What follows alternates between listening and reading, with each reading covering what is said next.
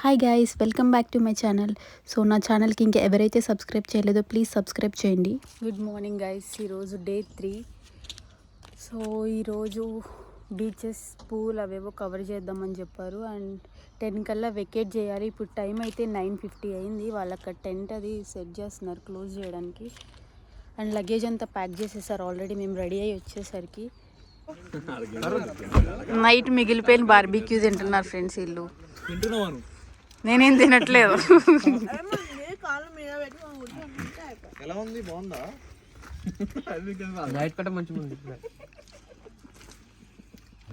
Night అస్సలు నిద్రపట్టలేదు, చాలా చలిగా అనిపించింది. హార్డ్లీ ఒక 3-4 అవర్స్ పడుకున్నాం మేము అంతే.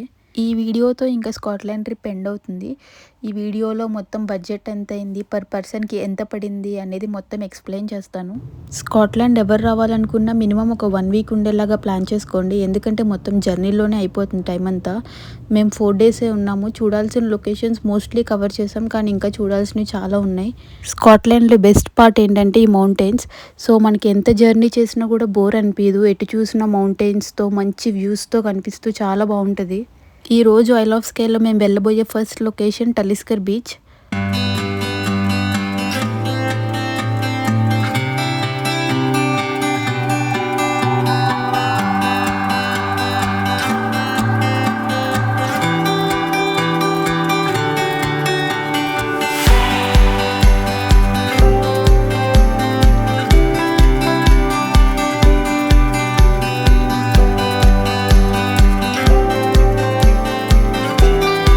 ఇప్పుడు టలిస్కర్ బీచ్కి అయితే వెళ్తున్నాము. కార్ పార్క్కి బీచ్కి 1 మైల్ డిస్టెన్స్ ఉంది.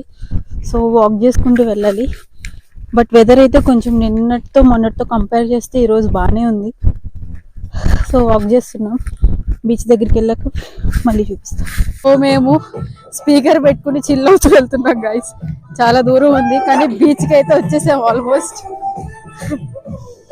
1.7 మైల్స్ అంట, 1 మైల్ కాదు.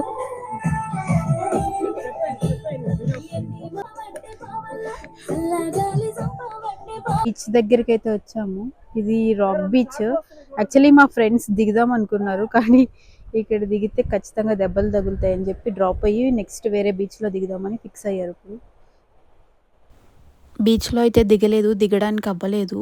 టైం వేస్ట్ ఎందుకని చెప్పి మేము నెక్స్ట్ ఇప్పుడు వేరే లొకేషన్కి రిటర్న్ అయిపోయాం. ఇప్పుడు వెళ్ళబోయే లొకేషన్ వచ్చి ఫెయిరీ పూల్స్ అనమాట. ఇది మొత్తం వాటర్ ఫాల్స్.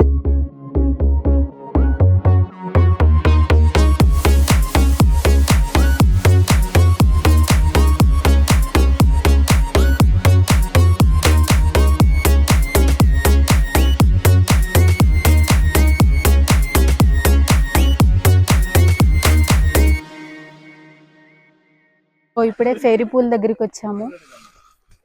లోపలికి చాలా దూరం వెళ్ళాలంట. సో స్టార్ట్ అవుదాం. మార్నింగ్ నుంచి ఏం తినలేదు, సో స్టార్ట్ అవుదాం అని చెప్పి నైట్ మిగిలిన అన్నం చికెన్ కర్రీ అయితే ఉంది. చికెన్ కర్రీ రైస్ అయితే ఉంది. ఇప్పుడు అందరు తినడానికి రెడీగా ఉన్నారు.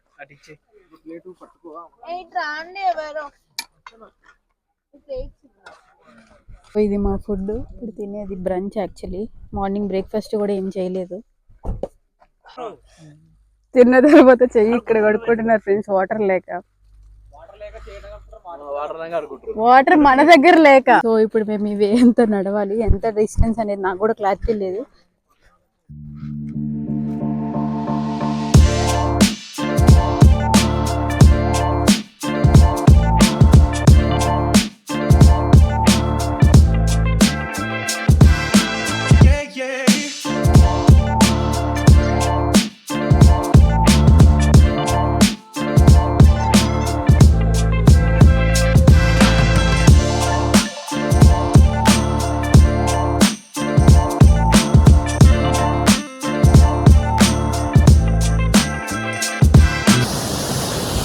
సో వాటర్ ఫాల్స్ అయితే చాలా బ్యూటిఫుల్గా ఉంది.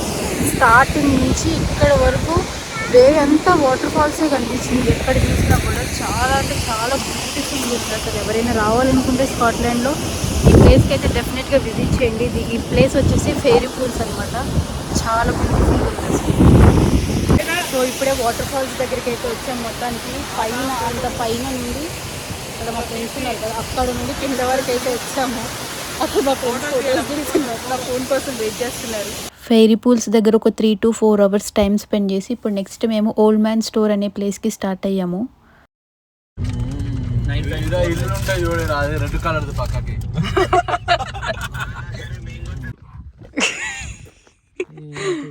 ఈమె పేరు గుర్తులేదు. Lily lily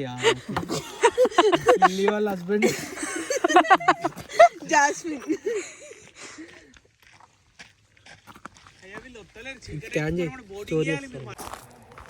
so fairy pools నుంచి ఇక్కడికి ది ఓల్డ్ మ్యాన్ స్టోర్ అనే ప్లేస్కి వచ్చాం. ఇది ట్రెక్కింగ్ 45 minutes అంట పైన ఆ లొకేషన్కి వెళ్ళడానికి. సో ఇటు సైడ్ బీచ్ ఫుల్ చల్లగా ఉంది, ఎందుకంటే మేము చాలా పైకి వచ్చాము. యాక్చువల్లీ క్లౌడ్స్ లెవెల్లో ఉన్నాం, అందుకని చాలా చల్లగా ఉంది క్లైమేట్ అయితే. 45 minutes ట్రెక్కింగ్ అంట. కాళ్ళు అస్సలు పని చేయట్లేదు, వీళ్ళంతా లాక్కొచ్చారు కాబట్టి రావాల్సి వచ్చింది. మా ఇద్దరికి అయితే అస్సలు ఓపిక లేదు. ఇక్కడ నుండి బీచ్ వ్యూ అయితే ఎక్సలెంట్.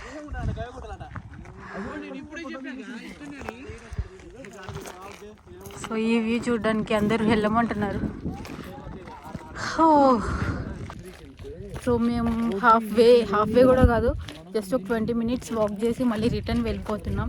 ఎందుకంటే ఆల్రెడీ పైకి వెళ్ళి వచ్చిన వాళ్ళని అడిగితే వాళ్ళు 2 hours పడుతుందని చెప్పారు. మాకు అంత టైం లేదు, సో అందుకని మేము రిటర్న్ అయిపోయాం.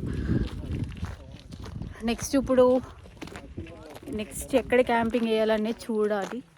మేబీ ఇంకా ఏం బుక్ చేసుకోలేదు మేము క్యాంపింగ్ సైట్స్ అనేది, మళ్ళీ ఏం డిసైడ్ అవుతారో చూడాలి. టైం నైట్ 11:18 అయ్యింది, అయినా కూడా బయట చాలా సన్లైట్ ఉంది. సో అదే చూపిస్తున్నాయి ఇక్కడ. ఇప్పుడు మేము ఐల్ ఆఫ్ స్కై నుంచి ఎడిన్బ్రోకి స్టార్ట్ అవుతున్నాం. యాక్చువల్లీ మేము క్యారవెన్స్ తీసుకుందాం అనుకున్నాం, కానీ మాకు క్యారవెన్స్ ఏం దొరకలేదు. వీకెండ్స్ వెళ్ళడం వల్ల అన్నీ ఫుల్ అయిపోయినాయి అని చెప్పారు.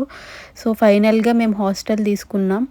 మేము midnight 4కి వచ్చాము హాస్టల్కి. సో మేము నైట్ ఏం షూట్ చేయడానికి కుదరలేదు నాకు. ఇలా హాస్టల్స్లో ఉండాలనుకునే వాళ్ళు ఎవరైనా ఓన్ బ్లాంకెట్స్ క్యారీ చేయండి గైస్, ఎందుకంటే ఆ బ్లాంకెట్స్ ఎవరెవరో యూజ్ చేసి ఉంటారు. సో అది యూజ్ చేయడానికి నాకైతే చాలా ఆక్వర్డ్గా అనిపించింది. మేము midnight వెళ్ళడం వల్ల కార్లో నుండి అవన్నీ తీసుకుని రావాలని అంత ఐడియా రాలేదు, నిద్రలో నుండి లేచి వచ్చేసాను నేనైతే. సో ఇక్కడ చూస్తున్నారు కదా, ఇది కిచెన్ అనమాట. హాస్టల్లో ఉండే వాళ్ళు ప్రతి ఒక్కళ్ళు ఈ కిచెన్ యూజ్ చేస్తారు, ఒకటే కిచెన్ ఉంటుంది. సో అందరూ ఇదే కిచెన్ యూజ్ చేస్తారు. 2 hobs ఉన్నాయి ఇక్కడ. ఎగ్ ఫ్రై, ఇక్కడ రైస్ పెట్టారు. సో ఈ తినేసి స్టార్ట్ అవుతాం. ఎవరో వేరే ఆయన పెట్టుకుని వెళ్ళాడు.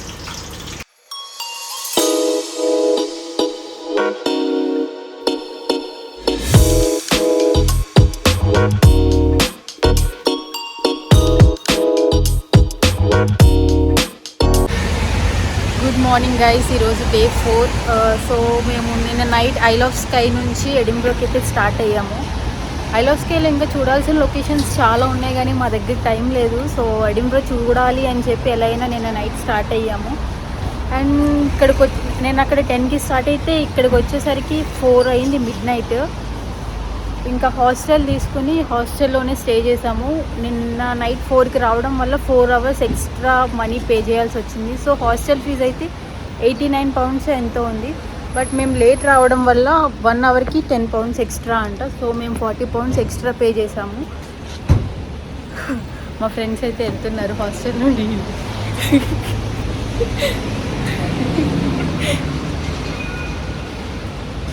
హాస్టల్ నుండి అవన్నీ కార్లో పెట్టడానికి ఇక్కడికి వచ్చారు. సో ఈరోజు ఎడిన్బ్రోలో ప్లేసెస్ కవర్ చేద్దాం అనుకున్నాం. నో ఐడియా అసలు ఏం కవర్ చేస్తామనేది నాకైతే తెలియదు, వాళ్ళు ప్లాన్ చేశారు. సో అక్కడ ట్రామ్స్ వెళ్తున్నాయి. ఫ్రిడ్జ్ మ్యాగ్నెట్స్ తీసుకోవడానికి అటంతా క్లోత్స్.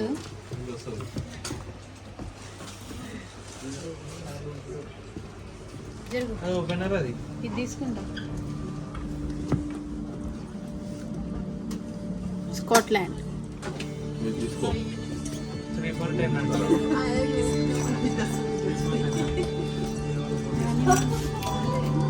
3 తీసుకున్నాం ఫ్రిడ్జ్ మ్యాగ్నెట్స్. ఒకటి నాకు, ఒకటి తినికి, ఇంకొకటి అబ్బాయికి.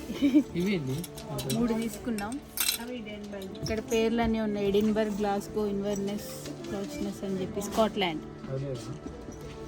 సో మ్యూజియంకి వచ్చాము.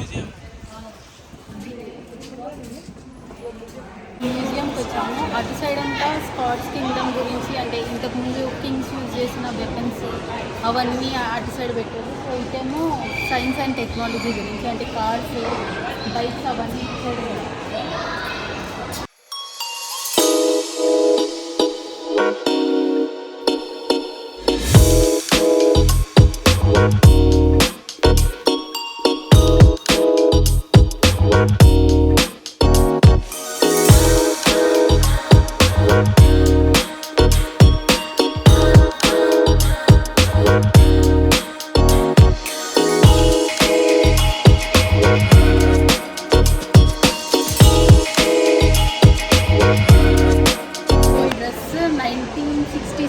డిజైన్ చేశారంట. 1967లోనే వీళ్ళు ఎంత అప్డేటెడ్ ఉన్నారు అసలు.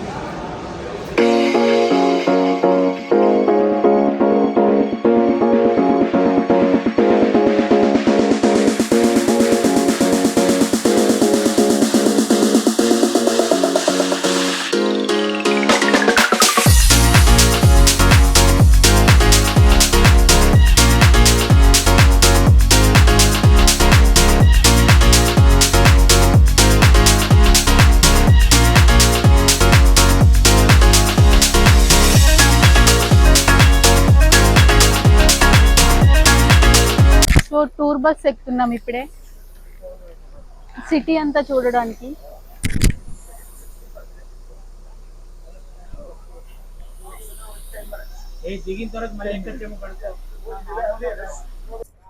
బస్ ఎక్కలేదు, టికెట్ అయితే ముందు తీసుకోవాలంట, బస్సులో ఇయ్యరంట.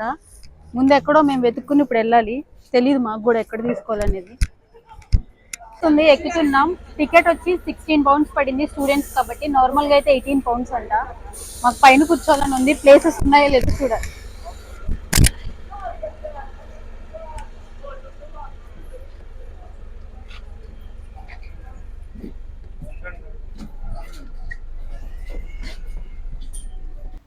ఎవ్రీ సింగిల్ ప్లేస్కి వెళ్ళి చూసేంత టైం లేదు, అందుకని చెప్పి మేము బస్ని చూస్ చేసుకున్నాం. ఇప్పుడే బస్ ఎక్కాం, ఏమైనా ఇంట్రెస్టింగ్ ఉంటే వీడియో తీసి చూపిస్తాం. ఇంగ్లాండ్కి లండన్ క్యాపిటల్ సిటీ, అలానే స్కాట్లాండ్కి ఎడిన్బ్రో క్యాపిటల్ సిటీ అనమాట. లండన్లోనే ఎడిన్బ్రో కూడా చాలా బ్యూటిఫుల్గా ఉంది. ఎడిన్బ్రోలో అయితే చాలా మంచి మంచి ప్లేసెస్ ఉన్నాయి. అప్పట్లో వాళ్ళు ఇయర్కి జస్ట్ 2 times మాత్రమే స్నానం చేసేవాళ్ళంట. దానికి కూడా స్పెషల్గా మళ్ళీ దానికి ఒక ప్యాలెస్, అలా ఇంట్రెస్టింగ్వి ఇంకా చాలా ఉన్నాయి. ఇప్పుడు ఫైనల్గా బడ్జెట్ విషయానికి వస్తే మాకు 2000 pounds అయిందనమాట అందరికీ కలిపి. సో అంటే ఇండియన్ కరెన్సీలో 2 lakh rupees అయింది. సో మాకు ఒక్కొక్కరికి పర్ పర్సన్ ఎంత పడిందంటే మాకు 230 pounds పడింది. అంటే అప్రాక్సిమేట్గా ఒక 23,000 అలా పడింది అనమాట. చెప్పాలంటే మాకు చాలా తక్కువే అయింది. రీసెంట్గా మా ఫ్రెండ్స్ వెళ్ళారు, సో వాళ్ళకైతే పర్ పర్సన్ 300 to 400 pounds దాకా అయ్యిందంట. అంటే 30,000 to 40,000 మధ్యలో అయింది ఒక్కొక్కరికి. సో మేము ఫుడ్ అంతా మేము కుక్ చేసుకొని ఇక్కడ నుండి మేమంతా ప్రీ ప్లాన్డ్గా తీసుకెళ్ళడం వల్ల మాకు చాలా తక్కువ అయింది. లేకపోతే మాకు కూడా ఒక 300 to 400 pounds అయ్యేది ఒక్కొక్కరికి. మాకైతే ఈ స్కాట్లాండ్ ట్రిప్ చాలా చాలా మంచి మెమరీస్ని ఇచ్చింది. యూకేలో ఉండే వాళ్ళు ఇంకెవరైనా స్కాట్లాండ్కి వెళ్ళకపోతే డెఫినెట్గా వెళ్ళండి గైస్, మీకైతే ఖచ్చితంగా చాలా నచ్చుతుంది.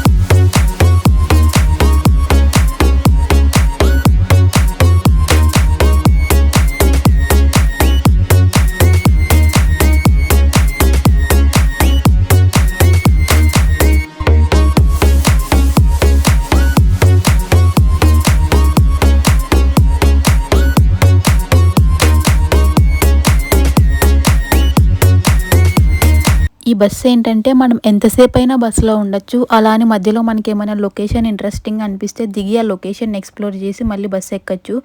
మేము ఎక్కడ దిగి ఏం ఎక్స్ప్లోర్ చేయలేదు, ఎందుకంటే మా దగ్గర అంత టైం లేదు. మేము యాక్చువల్లీ 5కి స్టార్ట్ అయిపోదాం అనుకున్నాం, కానీ 5 అనుకున్నది 7 అయింది. ఎందుకంటే మేము మధ్యలో బీచ్కి వెళ్ళామన్నమాట. బీచ్ అసలు ప్లాన్లో లేదు, బట్ అయినా కూడా ఇంకా ఫైనల్గా వెళ్దామని అందరూ అనేసరికి వెళ్ళాల్సి వచ్చింది. సో ఈ ట్రిప్కి లాస్ట్ ఇంకా ఈ బీచ్, ఇంకా నెక్స్ట్ రిటర్న్ అయిపోతున్నాం ఇంటికి. టైం ఇప్పుడు 6:30, 7 అవుతుంది. మేము ఇంటికి రీచ్ అయ్యేసరికి midnight 2 అలా అవుతుంది. సో అందుకని ఇప్పుడు స్టార్ట్ అవ్వాలి. బీచ్లో దిగుదాం అనుకున్నాం, కానీ 7 hours జర్నీ చేయాలి కాబట్టి చిరాకు వస్తుందని దిగాలా లేదా అని ఆలోచిస్తున్నాం. బట్ వాటర్ అయితే అంత చల్లగా లేవు, దిగేలానే ఉన్నాయి. So that's it for today's video guys. మీకు ఈ వీడియో నచ్చితే please like, share, comment and subscribe చేయండి. Thank you, bye.